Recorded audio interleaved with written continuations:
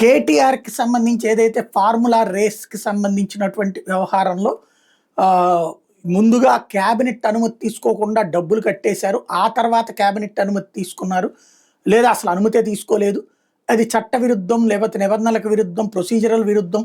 తద్వారా ఎవరికో ఫేవర్ చేశారు. దాని ద్వారా డబ్బులు సంపాదించుకున్నాడు కేటీఆర్ అన్నటువంటి పేరుతో విచారణ ప్రారంభించింది ఏసీబీ ద్వారా రేవంత్ సర్కార్. దానికి సంబంధించి మొన్న ఈ మధ్యన నోటీసులు ఇస్తే నేను రావడానికి సిద్ధం కానీ బ్రిటన్ పోతున్నాను, అమెరికా పోతున్నాను, అక్కడి నుంచి వచ్చాక వచ్చి విచారణకి అంటే అనుమతించింది ఏసీబీ. ఆయన విదేశీ టూర్ ముగించుకుని వచ్చారు. ఈలోపు కేసీఆర్ని ఏదైతే షా కమిషన్ ముందు హాజరు కమ్మంటాం, అందుకు వెళ్ళటం, ఆ సందర్భంగా ఒకరోజు ఆగింది. ఇవాళ ఏసీబీ నోటీసులు ఇచ్చింది కేటీఆర్ని విచారణకు రమ్మని. కేటీఆర్ కూడా విచారణకు ఖచ్చితంగా హాజరవుతాడు. కాబట్టి ఇప్పుడు కవితకి మాత్రమే ఇక్కడ పరీక్ష.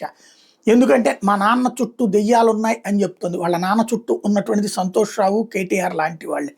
ఇప్పుడు నాన్నని విచారణకి రమ్మనమంటే అక్కడ ఏ అరెస్టులు జరగవని తెలిసినా సరే పరిగెత్తుకుంటూ వెళ్ళింది పరామర్శించడానికి, లేకపోతే తోడు నిలబడడానికి. ఇప్పుడు మరి అన్నకి కూడా తోడుగా నిలబడడానికి వస్తే అన్నా చెల్లెల మధ్యన విభేదాలు లేవు అన్నటువంటి పాయింట్, ఇంకెవరినో ఉద్దేశించి అన్న పాయింట్ లేదు అన్న విషయంలో పట్టించుకోకపోతే గనక ఈ అన్నా చెల్లెల మధ్యన ఆధిపత్య పోరాటమేనన్నటువంటి చర్చ జరుగుతుంది. రేవంత్ ఇప్పుడు ఒకటి కవితకి పరీక్ష పెట్టాడు అనుకోవాలి. కేటీఆర్కి పెద్ద ప్రాబ్లం ఏమి ఉండదు.